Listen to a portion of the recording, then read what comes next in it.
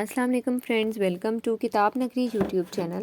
کتابوں کی نگری میں خوش آمدید۔ میں ہوں آپ کی ہوسٹ اقرا یاسین اور آج میں آپ کے لیے لے کر آئی ہوں لیانا ملک کی قلم سے تحریر کردہ ناول ہمراز کے ایپیسوڈ نمبر 20 کو لے کر۔ اس ایپیسوڈ کو سٹارٹ کرنے سے پہلے جلدی سے کر لیجیے چینل کو سبسکرائب، ویڈیو کو لائک اور کلک کر لیجیے بیل آئیکن کو۔ اب سٹارٹ کرتے ہیں آج کے ایپیسوڈ۔ رات کے کھانے کے بعد وہ تینوں لاؤنج میں کارپیٹ پہ بیٹھی پیکنگ کرنے میں مصروف تھیں، جبکہ نور جہاں بیگم صوفے پہ ایک کونے میں بیٹھی انہیں ہدایات دے رہی تھیں۔ امی یہ ٹھیک ہے؟ لیلک انہیں ایک پیکٹ میں پیک سوٹ ان کو دکھاتی بولی تھی۔ نور جہاں بیگم کے کہنے پر وہ انہیں امی کہنے لگی تھی، جبکہ اس گھر میں وہ پہلی دفعہ ہی اس طرح کے کام کر رہی تھی، تبھی بار بار نور جہاں بیگم کی مدد لے رہی تھی۔ ہاں بہت اچھا ہے، اب ایسا کرو پیک کیے ہوئے سوٹ کو سوٹ کیس میں رکھتی جاؤ اور اریحا تم چائے بنا لو، جبکہ مہال تم میرے پاس آ جاؤ۔ ان تینوں کو الگ الگ کام سونپتی ہوئی مہال سے بولی تھی۔ اریحا اس بات میں سر ہلا کر کچن کی جانب بڑھ گئی تھی، جبکہ لیلک سوٹ کیس میں سامان رکھنے لگی تھی۔ کل تمام سوٹ کیس انہیں مہال کے سسرال بھجوانے تھے۔ ویسے تو ان لوگوں نے کسی بھی قسم کی کوئی چیز لینے سے انکار کر دیا تھا، مگر پھر بھی نور جہاں بیگم نے محبت سے جو چیزیں اس کے لیے جمع کی تھیں وہ ضرور اسے دینی تھی۔ جی تائی امی۔ مہال کارپٹ سے اٹھ کر ان کے پاس صوفے پہ ٹک گئی تھی۔ تمہیں پتہ ہے مہال، تم میری سب سے پیاری بیٹی ہو، بہت خوبصورت بھی اور بہت صابر بھی۔ جتنا تمہارا ظاہر اچھا ہے اس سے کئی زیادہ اچھا تمہارا باطن ہے۔ مجھے اس بات پہ فخر ہے کہ تمہاری پرورش میرے ذمے آئی اور تمہیں رخصت کرنے کی ذمہ داری بھی میرے حصے میں آئی۔ میں نے کبھی بھی تمہارے ساتھ کوئی زیادتی کی ہو مجھے معاف کر دینا، انجانے میں مجھ سے تمہارے لیے بڑی زیادتی ہو گئی ہے، لیکن تم دیکھنا تمہیں زارق بیٹا بہت خوش رکھے گا، تم سے بہت پیار کرے گا۔ وہ اس کے ہاتھ تھام کر غمگین لہجے میں بولی تھی۔ کل کو تم چلی جاؤ گی، میرا دل بہت سکون میں ہے، مجھے امید ہے کہ تمہارے لیے سب بہت اچھا ہونے والا ہے انشاءاللہ۔ کیسی باتیں کر رہی ہیں آپ تائی امی؟ آپ نے ہمیشہ میرے ساتھ بہت اچھا کیا، انفیکٹ کبھی مجھے اریحا سے کم نہیں سمجھا، اور آپ گلٹ فیل نہیں کیا کریں، جو نصیب میں ہوتا ہے وہی ہوتا ہے۔ وہ ان کے شفقت بھرے چہرے کو دیکھ کر نم آنکھوں سے بولی تھی تو نور جہاں بیگم نے اسے سینے سے لگا لیا تھا۔ ہمیشہ خوش رہو، آباد رہو، اس کے سر کو سہلاتی وہ لہجے میں نمی کے ساتھ بولی تھی۔ تبھی ان کی نظر خاموش بیٹھی لیلک پہ گئی تھی، جو پیکنگ میں مصروف دکھائی دے رہی تھی۔ لیلک؟ جی امی، وہ ان کی پکار پر ایک دم بولی تھی۔ اصل میں تو وہ انہیں ہی سن رہی تھی۔ مہال کا اس سے جو ذرا سا بھی ڈر تھا وہ کل کے بعد ختم ہو جانا تھا۔ کل اس کا نکاح تھا۔ ادھر آؤ۔ ان کے کہنے پر کام چھوڑ کر ان کے قریبی صوفے پہ دوسری جانب ٹک گئی۔ شروع میں تمہارے ساتھ بھی میں نے بہت زیادتی کی ہے، صرف محبت میں۔ بھول ہی گئی تھی کہ جوڑے تو خدا نے آسمان پر بنائے ہیں، پھر میں کون ہوتی ہوں ان کو توڑنے والی یا کسی کو سزا دینے والی؟ بہت برا رویہ تمہارے ساتھ رکھا تو مجھے معاف کر دینا لیلک۔ تم نے ہمیشہ خاموشی سے میری ہر بات مانی ہے، اور آج اس بات سے انکار نہیں کروں گی کہ تمہارے لیے میرے دل میں بہت جگہ اور محبت ہے۔ سب وقت گزر چکا ہے، آپ نے جو کیا وہ کچھ بھی نہیں ہے۔ جو میرے ساتھ ہوا، میں بہت لکی ہوں کہ مجھے آپ کی شکل میں ماں مل گئی، ورنہ میری مدر بچپن میں مجھے چھوڑ کر چلی گئی۔ پھر پاپا نے کافی عرصے بعد دوسری شادی کر لی، اور تب سے اب تک مجھے کبھی اتنا سکون محسوس نہیں ہوا جتنا آپ کے ساتھ وقت گزارنے سے، آپ سے باتیں کرنے سے ملتا ہے۔ ان کے ہاتھ چومتی ہوئی کھوئے کھوئے لہجے میں بولی تھی۔ اللہ تم دونوں کو خوش رکھے، سدا سہاگن رکھے۔ وہ ان دونوں کو پیار کرتی سینے سے لگاتی محبت سے بولی تھی۔ بھئی یہ کون سے سین چل رہے ہیں؟ وہ ٹرے میں سجاتی چائے کے مگس لائی تو انہیں صوفے میں ایک دوسرے کی باہوں میں دیکھ کر بولی تھی۔ تم بھی آ جاؤ۔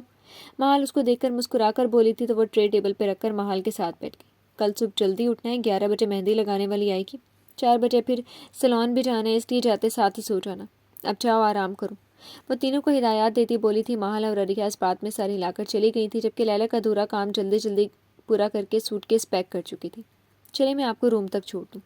وہ ان کا ہاتھ تھام کر ان سے بولی تو نور جہاں بیگم صوفے سے اٹھی تھی۔ وہ اسی طرح سے ان کا حد سے زیادہ خیال رکھنے لگی تھی، اور اعظم کے جانے کے بعد تو وہ اور زیادہ ان پر دھیان دیتی تھی۔ یہی وجہ تھی کہ نور جہاں بیگم بھی اسے زیادہ دیر نظروں سے دور نہیں رکھ سکتی تھی۔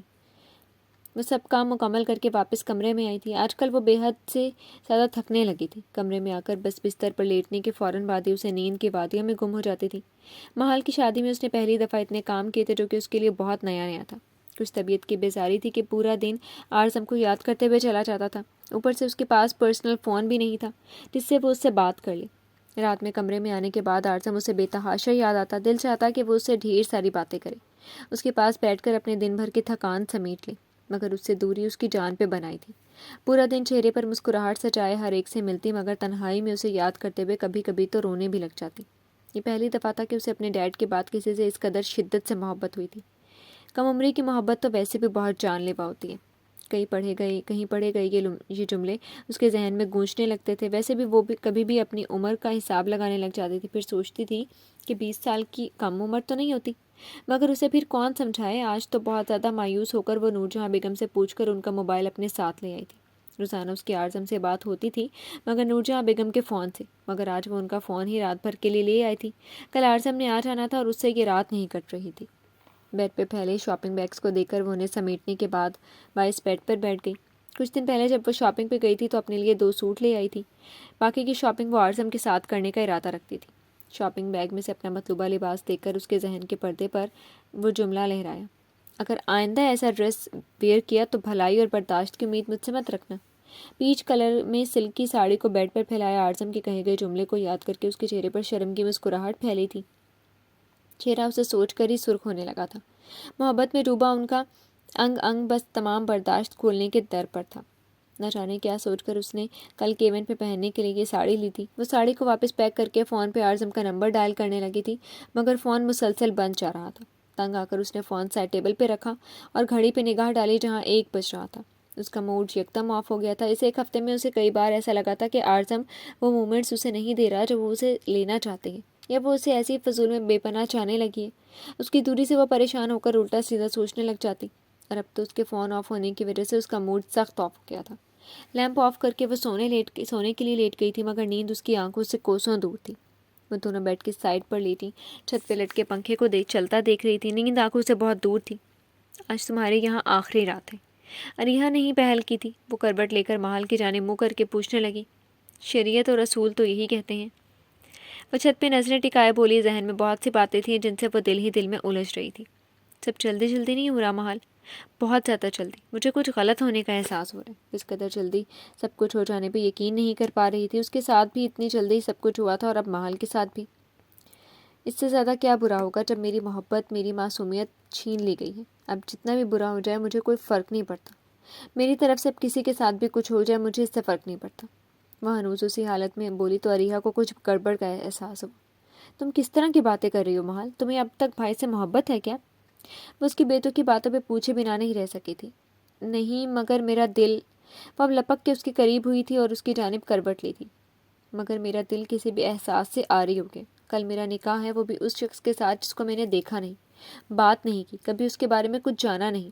ایسے شخص کو اپنا آپ دینے جا رہی ہوں جس کا مجھے الف تک نہیں پتا، اور میرا دل ذرا بھی آمادہ نہیں ہے کہ میں کچھ کر کے اس کے بارے میں جانوں، اس میں دلچسپی لوں، اس کو سوچوں۔ اریحا بہت مشکل ہو جائے گا یار، میں کیسے کسی شخص کو اپنا آپ دے دوں جس کے وجود کا میں اقرار نہیں کر سکتی؟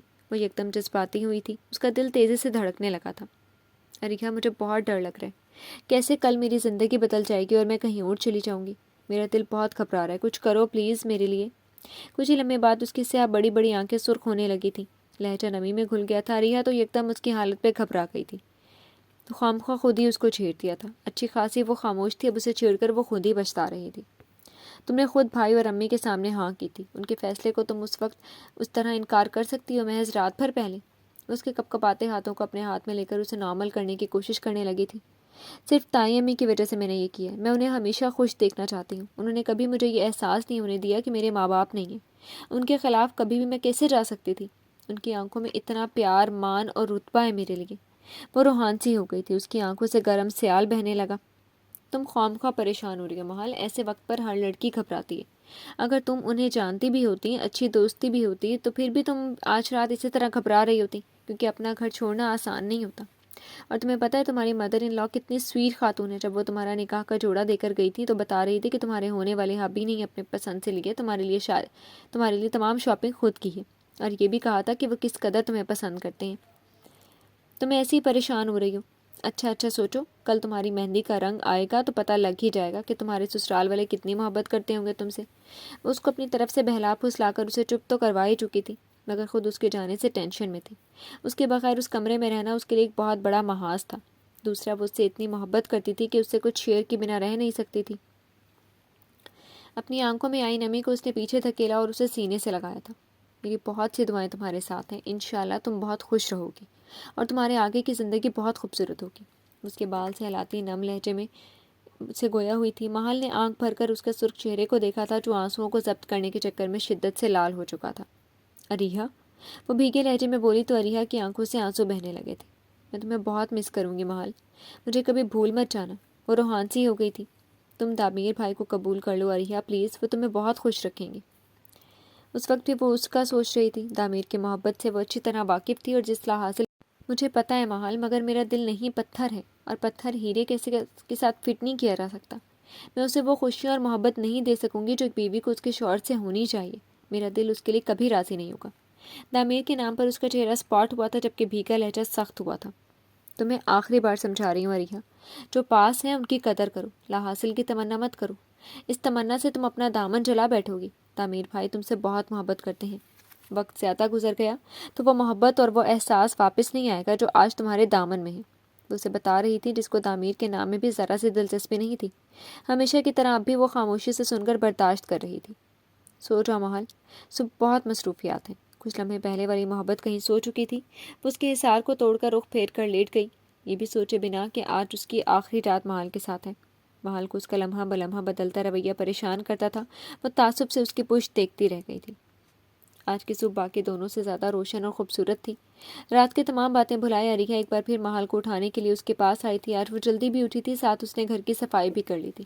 آج معمول کے خلاف شاید پہلی مرتبہ اس نے ناشتہ تیار کیا تھا اور اب محال کے پاس تھی۔ اٹھو محال، 11 بجنے والے ہیں یار، کتنا سونا ہے؟ وہ ناشتے کی ٹرے سائڈ ٹیبل پہ رکھ کر اسے اٹھانے لگی تھی۔ پہلے تو اس کے چہرے پر چھایا سکون دیکھ کر وہ اٹھانا نہیں چاہتی تھی، مگر پھر کام کے لیے اسے اٹھانا ہی پڑا تھا۔ تھوڑی دیر اور عریہ۔ رات انہیں سوتے سوتے کافی دیر ہو گئی تھی، دونوں ہی اپنی اپنی سوچوں میں گم ایک دوسرے سے منہ موڑے دیر سے سوئی تھی۔ اٹھ جاؤ، امی نیچے بلا رہی ہیں، اور دیکھو میں نے تمہارے لیے ناشتہ ریڈی کیے، کھا کے بتاؤ کیسا بنا ہے۔ اور ٹائم بھی تو اتنا ہو گیا یار، تم نے مہندی بھی لگوانی ہے ابھی۔ وہ اسے جھنجھوڑنے لگی تو وہ منہ بناتی اٹھی تھی۔ آج آخری دن تو مجھے سکون سے سونے دیتی ہیں عریہ؟ وہ اپنی سرخ ہوتی آنکھوں کو بمشکل کھولتی بولی تھی۔ نیند کی زیادتی کے مارے اس کی آنکھیں بوجھل ہو رہی تھیں۔ اگر مہندی کل لگوا لیتی تو آج تمہیں جلدی سونے دیا جاتا۔ تم جلدی سے ناشتہ کرو، میں مہندی والی کو فون کرتی ہوں۔ وہ اسے باتھ روم کی طرف بھیجتی، فون ٹیبل سے اٹھاتی نمبر ڈال کرنے لگی تھی۔ وہ نیچے آئی تو لیلک اسے کچن میں کام کرتی ہوئی دکھائی دی تھی۔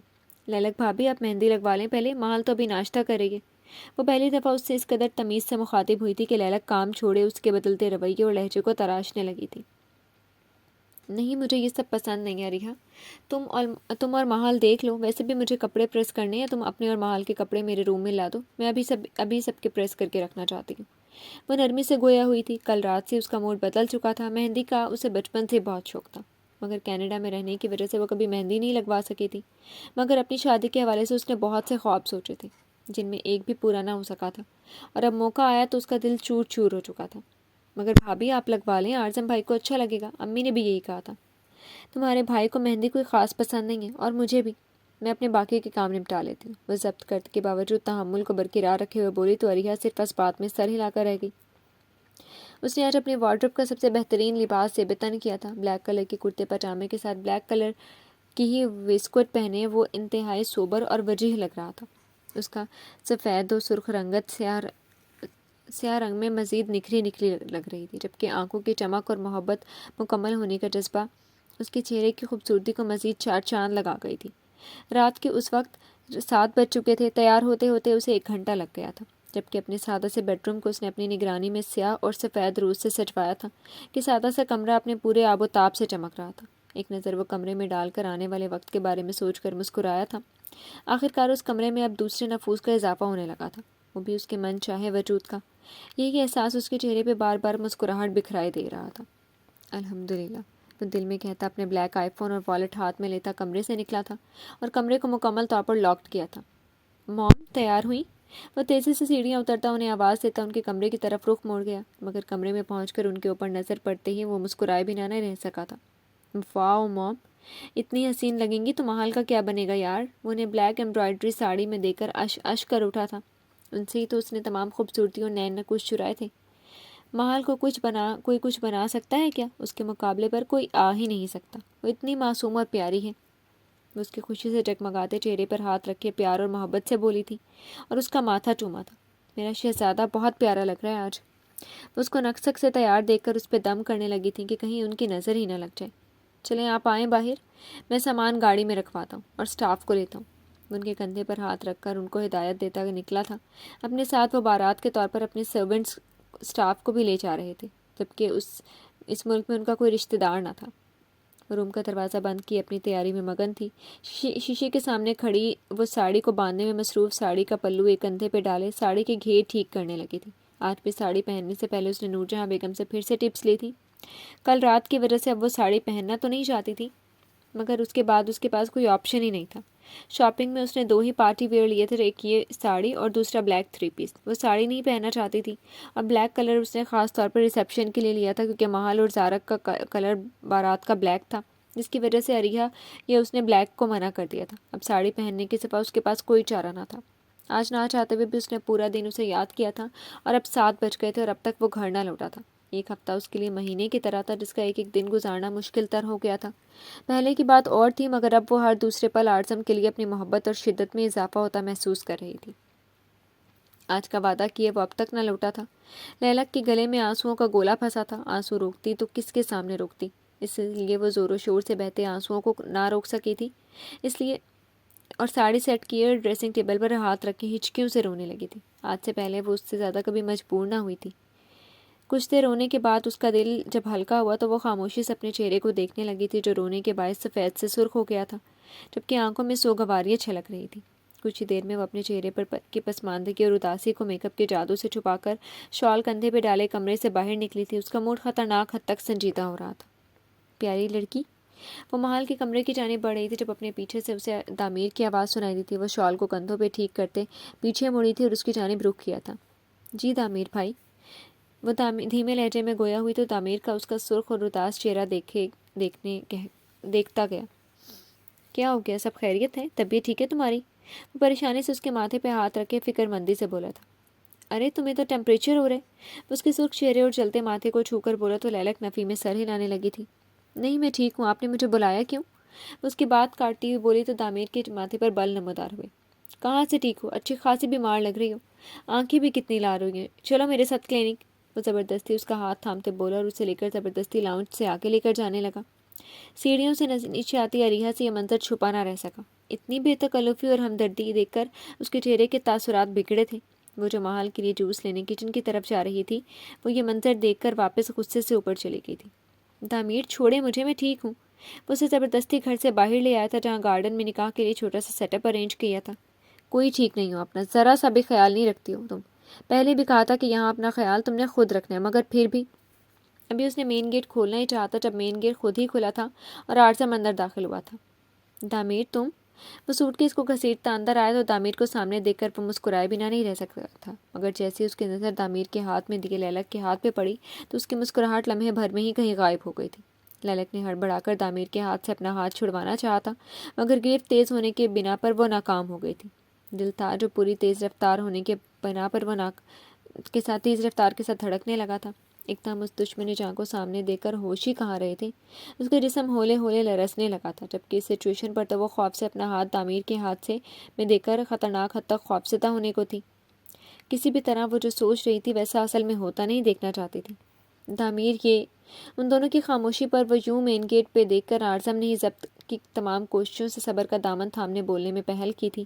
اتنے پڑھے لکھے ہونے کے باوجود بھی وہ اتنا لبرل اور براڈ مائنڈڈ بالکل نہیں تھا کہ اپنی بیوی کا ہاتھ اپنے عزیز دوست کے ہاتھ میں دیکھتا۔ اس کی نظر میں ہر رشتے کا تقدس، عزت اور اہمیت تھی، جنہیں وہ برقرار ہی دیکھنا چاہتا تھا۔